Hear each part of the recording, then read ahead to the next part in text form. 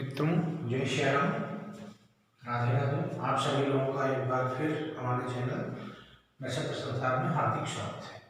अभी हम आपको जो है सभी ग्रहों के स्वभाव के बारे में बता चुके हैं, कारकत्व भी थोड़ा थोड़ा बता चुके हैं।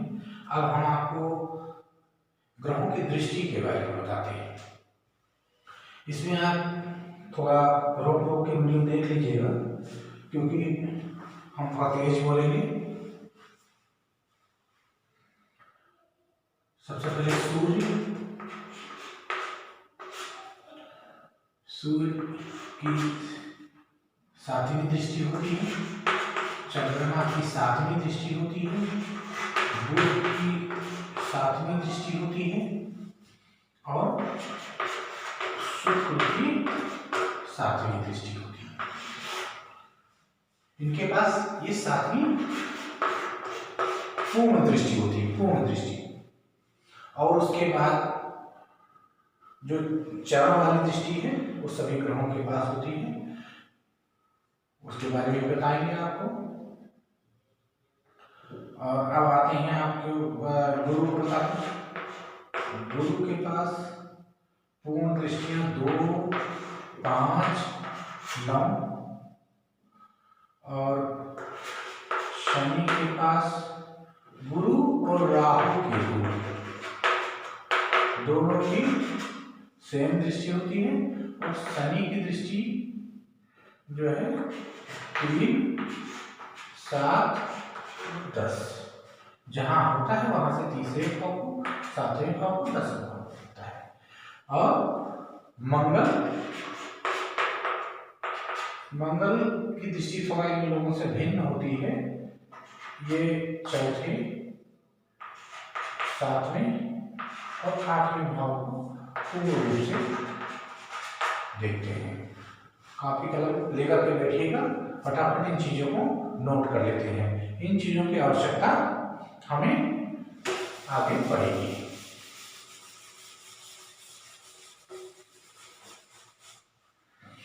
अब आपको दिखाते हैं सामान्य जन्म कुंडली। ये हो गया दृष्टि। और अब आपको दिखाते हैं सामान्य जन्म कुंडली का प्रेडिक्शन कैसे करें।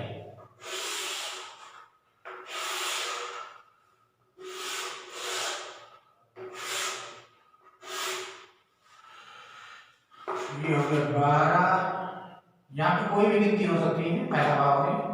और 1, 2, 3, 4, 5, 6, 7, 8, 9, 10, 11। यहाँ पे चंद्रमा है और यहाँ पे शुक्र है और यहाँ पे सूर्य है, यहाँ पे बुध है और राहु है और यहाँ पे केतु होगा।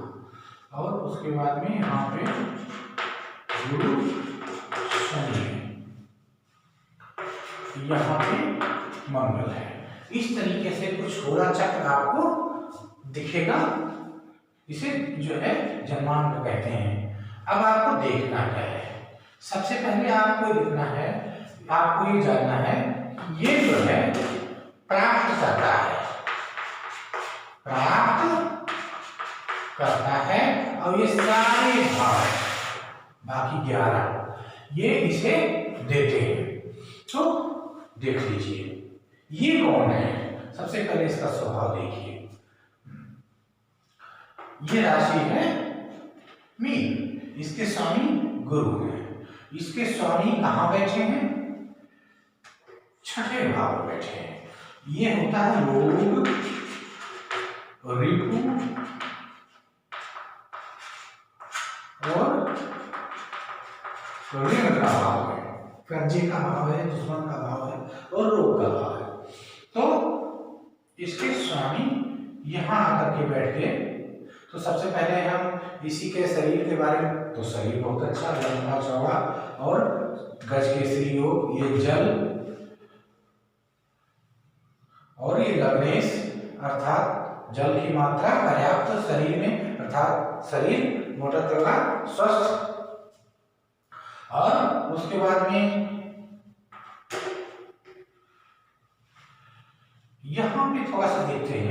इस शनि अपने शत्रु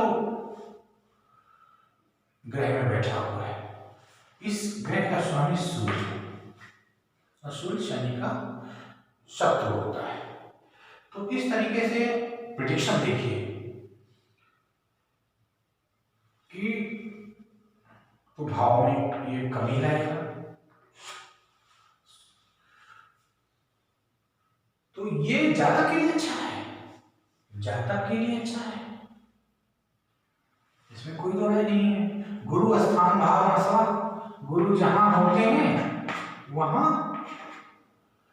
चूंकि उच्च ग्रेविटी फोर्स, तो जहां होते हैं वहां जो है गुरु का एक मानक होता है कि अगर 70 किलो वजन पृथ्वी पर है और उस वजन को आप जुपिटर पर लेकर चले जाएं तो ये 22 टन हो जाएगा। अर्थात ग्रेविटी फोर्स, जैसा आपने विज्ञान पढ़ा होगा, हम आपको बता दें कि W बराबर mg होता है। अर्थात जो है W हो गया 22 टन और m हो गया 70। अब आप g का मान निकाल सकते हैं। 22 टन का अर्थात ये हो गया लगभग 220 2200 किलो, 22,000 किलो हो गया लगभग। 222 टन का अर्थ हुआ कि जो है 10 क्विंटल का 1 टन होता है, तो 220 क्विंटल और 100 किलो का एक होता है तो 2 जीरो और बढ़ जाएगा, यानी 22,000 केजी। तो आप इसे डिस्ट्रीब्यूट करिए, आपको पता चल जाएगा कि जी का मान पृथ्वी के अकॉर्डिंग कितना अधिक है वहां पे, लगभग 300 गुना। तो ये सारी चीजें जो है महत्वपूर्ण हो जाती हैं। तो गुरु का यहाँ रहना भी ये एक तरीके से अच्छा ही है, स्वास्थ्य के लिए ये पोजीशन कोई बुरी नहीं कही जाएगी लग्नेश का यहाँ रहना, क्योंकि रोग ऋण को ये नष्ट कर रहे हैं। चंद्रमा संतानीस है और बेभावस्थ है, अर्थात संतान को कष्ट होगा। कैसा कष्ट होगा? संतान पीड़ित होगी। चंद्रमा ब्लड का कारक है, तो खून से संबंधित समस्या संतान को बिल्कुल होनी है और इस वजह से इसका संबंध लगातार संतानेश का संबंध लगातार अस्पताल, ये अस्पताल का भाव है, अस्पताल से बना रहेगा। अब देखते हैं कि इसका धन कहाँ है और कितना है, इसका भाग्य कहाँ है। तो भाग्येश मंगल है, वृश्चिक का स्वामी मंगल होता है। तो जब भाग्येश मंगल होता है तो भाग्योदय 28वें साल में, नोट कर लीजिएगा। तो इसका जो है इसके भाग्य में जो है युग टर्न 28वें साल आएगा। अब ये जातक की कुंडली है जो हमारे कॉलर है, हम आपके सामने इसको उदाहरण कुंडली के तौर पे प्रेडिक्ट कर रहे हैं। आप भी चाहें तो अपनी कुंडली प्रेडिक्ट करवा सकते हैं उदाहरण के तौर पर। अब मंगल को देखते हैं। मंगल की पोजीशन यहाँ ठीक है, भाग्य से धनी से और केंद्र स्थान में बैठा हुआ है। जहाँ तक मंगली है, यहाँ पे मंगल 80% माइनस होता है। 80% जो है मंगल दोष होता है, मंगल खराब होता है। तो जेनेटिक समस्या इसके संतानोत्पत्ति में संभव है जो है। तो चूंकि जब शादी या तो मंगली से ही कराई जाए, शादी अगर मंगली से नहीं होगी तो संतान में वो विकार जरूर उत्पन्न हो जाएंगे, चाहे मंद बुद्धि का पैदा होगा, चाहे कोई अंग का ही विकास रुक जाएगा, नहीं होगा, या किसी भी प्रकार से जेनेटिक प्रॉब्लम उसके शरीर में अवश्य भावी आने वाली है। इसको कोई रोक नहीं सकता। जो शादी की जाती है संतानोत्पत्ति के लिए, और जब संतान ही पैदा हो तो शादी का कोई अर्थ नहीं रह जाता है। इसलिए प्रयास करें प्रयास क्या करें, पूर्ण प्रयास करें कि अगर लड़की मंगली है तो लड़का भी मंगली होना चाहिए, लड़का मंगली है तो लड़की भी मंगली होना चाहिए, जिससे ऐसे विकार आने की संभावना काफी कम हो जाती है। तो ये चीज, ये समस्या है। आप देख लीजिए कि ये मकर पृष्ठोदयी राशि, पृष्ठोदयी राशि लाभ भाव जो है, लाभ भाव पृष्ठोदयी राशि इसमें है, मालिक है इसकी। तो अब अर्थात ये लाभ पीछे से कमाएगा, सामने से नहीं, ये बता के नहीं कमाएगा। ये इसमें कोई सिस्टम ऐसा फिट करेगा जिससे लाभ स्वतः आता है, तो और देने वाले को इस बात का पता भी ना चले। तो ये पृष्ठोदयी का मतलब है गुपचुप तरीके से लाभ कमाना।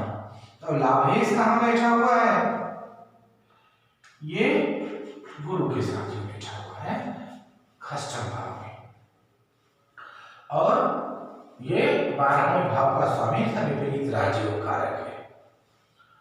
तो शनि लाभेश है, तो शनि अपने कारकत्व के हिसाब से आपको कार्यक्रम देगा, आपको लाभ देगा। तो शनि आयल का मालिक है, आयल का मालिक है। शनि जो है काली वस्तु का मालिक है, शनि लोहे का मालिक है, शनि नौकरी का मालिक है। तो शनि कर्म का कारक है। तो इस तरीके से ये व्यक्ति, ये कह सकते हैं गुरु धर्म है, ब्राह्मण है, ये कह सकते हैं कि ये व्यक्ति धार्मिक कार्य में रहेगा और उसी से अपनी आजीविका निर्वहन यदि करेगा, तो ये समझ लीजिए ज्योतिषी भी हो सकता है, क्योंकि पराविद्या का कारक जो है स्वराशिष्ट है। तो अब तो इसकी दृष्टि भी लाभ है, इसकी 10वीं दृष्टि भी यहां आ गई, अर्थात ये जो है 2 जगहों से आय इसकी हो सकती है। एक ज्योतिष कर्मकांड धर्म प्रचार, और दूसरा आयन का या लाल वस्तु का व्यापार। तो लेकिन इसे लाभ, चूंकि बुध व्यापारेश, तो इससे लाभ हल्की वस्तुओं से होना है। तो यहाँ पे ज्यादा मात्रा में लाभ जो है इसे ज्ञान और ध्यान पांडित्य से ही होने की संभावना है। कर्मेश के साथ में लाभ, ये कुछ भी करेगा इसे लाभ अवश्य होगा। और लाभ, अब केतु लाभ में बैठा हुआ है, तो ये बहुत ज्यादा लाभ तो लेने देगा नहीं, मोक्ष कारक ग्रह है, इसे संसार से कोई मतलब नहीं है, यहाँ से मुद्रा पैसे रुपए से तो कोई लेन देन इसका है नहीं, ये तो बिल्कुल आपको परमार्थ की तरफ ले जाने वाला ग्रह है। इसलिए जो है लाभ, ये केतु जब यहाँ होता है तो लाभ जो है कम ही होता है, अत्यधिक मात्रा में बहुत ज्यादा लाभ अर्जित नहीं कर पाते हो। और ये आकस्मिकता का ग्रह है, कभी कभी एकदम से ज्यादा फायदा हो जाता है, तो कभी एकदम कम होता है, कभी ज्यादा हो जाता है, कभी कम होता है, इस तरीके से कार्यक्रम करता है। बुध विद्या शिक्षा के घर में बैठा हुआ है, राहु जहाँ होता है वहां के मेंटल पावर को बढ़ा देता है, वो स्प्रेड कर देता है। अर्थात ये जो है ये ज्ञान में अद्वितीय है, ये प्रतिक्षण शिक्षा ग्रहण कर रहा है, उत्तरोत्तर वृद्धि कर रहा है। सूर्य यहाँ पर बैठा इसे जो है अंतिम सांस तक प्रयत्नशील बना रहा है, और अपनी 7वीं दृष्टि से ये पिता से वैमनस्य भी पैदा कर रहा है, और राज्य से इसे लाभ नहीं हो पाएगा। तो इन सब चीजों से चूंकि इसका कारक है, ये नौकरी का कारक है और राज्य का कारक है, ये पिता का कारक, ये घर जो है, तो इस तरीके से पिता से बैठेगी नहीं, इससे विचार मिलेंगे नहीं कभी। तो धन की स्थिति आपको बताया कि लग्नेश की 1 2 3 4 5, 1 2 3 4 5, लग्नेश अपनी ही राशि को देख रहा है, तो जो है कर्म में तल्लीन, अपने काम से जो है काम में बिल्कुल रत है। और उसके बाद में 1 2 3 4 5 6 7वीं दृष्टि से ये व्यय को देख रहा है, तो ये धर्म कर्म आदि शुभ कार्यों में व्यय करना कभी हिचकेगा नहीं, हमेशा व्यय करता रहेगा। और चूंकि ये जो है संतानेश यहाँ बैठा है, तो संतान के ऊपर इसका अत्यधिक व्यय होगा। तो इस तरीके से ये चंद्रमा मन है, और जो है मन इसका जो है खर्चा कैसे पूरा हो, इसी में पूरी जिंदगी लगा लेगा। तो 7वीं दृष्टि यहाँ है, 8 9 9वीं दृष्टि धन भाव पर है, तो ये जातक भाग्यशाली है, धन संबंधी दिक्कत इसको लाइफ में कभी नहीं आनी है। हाँ, एक चीज आपको बताएं, कर्जे का भाव है, तो जो लाभ कहाँ जा रहा है, लाभ जा रहा है कर्जे नहीं ब्याज में, तो इसका पैसा जाएगा ब्याज में,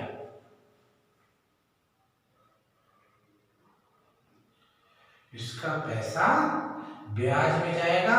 और यहां से 7वीं दृष्टि से चंद्रमा को देख रहा है, संतानेश को देख रहा है, तो इसका जो लाभांश है ब्याज और संतान और अपने जो कार्यक्रम अर्थात पूंजी, और 10वीं दृष्टि पराक्रम अर्थात कार्यक्रम को संचालित करना, और शुक्र अर्थात पत्नी के गृह, पत्नी के ऊपर जो है इसका इन्वेस्टमेंट होगा, और पराविद्या से इसका डायरेक्ट संबंध बनना है, तो आय इसको वहां से यहाँ से आएगी, पत्नी पर खर्चा होगी, सिस्टम पे इसका पैसा खर्चा होगा।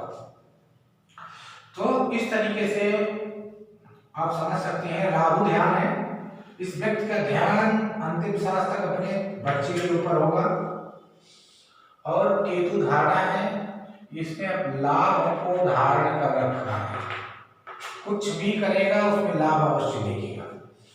शनि एकाग्रता है, तो इसका ध्यान, इसकी एकाग्रता हमेशा दुश्मनों पर रहेगी कि क्या कर रहा है। और चंद्रमा मन है, तो मन हमेशा खर्चा में लगा रहेगा कि खर्चे कैसे पूरे हों। सूर्य आत्मा है, भूमि भवन वाहन ही इसकी आत्मा, और ये यात्रा का भाव है, केंद्रस्थ है, ये चलता रहेगा, व्यक्ति चलता रहेगा, इसका ये भी यात्रा का कार्य है।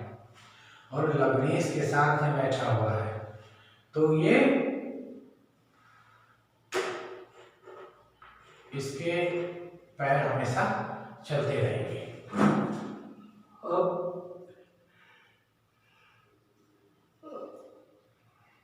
ये एक साधारण परीक्षण हमने बताया आपको। इसके बाद हम ये देखते हैं कि कौन सा ग्रह किस नक्षत्र में बैठा हुआ है। मान लिया शत्रुरेखा लग्न है, तो ये राहु का नक्षत्र हुआ, ये राहु का नक्षत्र हुआ, और सूर्य 3 नंबर यानी मिथुन में है, तो अगर सूर्य मिथुन में है, तो हम नक्षत्र सिद्धांत आपको बता रहे हैं कि नक्षत्र सिद्धांत से जो है प्रेडिक्शन कैसे निकालेंगे और दशा महादशा कैसे जो है प्राप्त करेंगे और देखेंगे।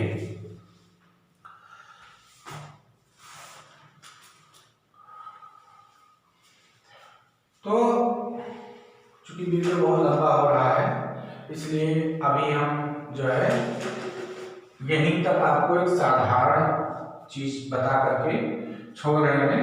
थोड़ा गूढ़ तथ्य जो है हम आपको अगले वीडियो में बताएंगे कि नक्षत्र सिद्धांत के हिसाब से हम इस व्यक्ति के पल पल की सूचना कैसे प्राप्त कर सकते हैं कि कब क्या घटित होगा इसके लाइफ में। ठीक, इन्हीं शब्दों के साथ हम आपसे विदा लेते हैं। वीडियो इतने देर तक देखने के लिए आप सभी लोगों का बहुत बहुत धन्यवाद। आप चाहें तो हमसे सेवा ले सकते हैं, हम आपकी सेवा में हाजिर हैं। आप जन्म स्थान, जन्म तिथि और जन्म समय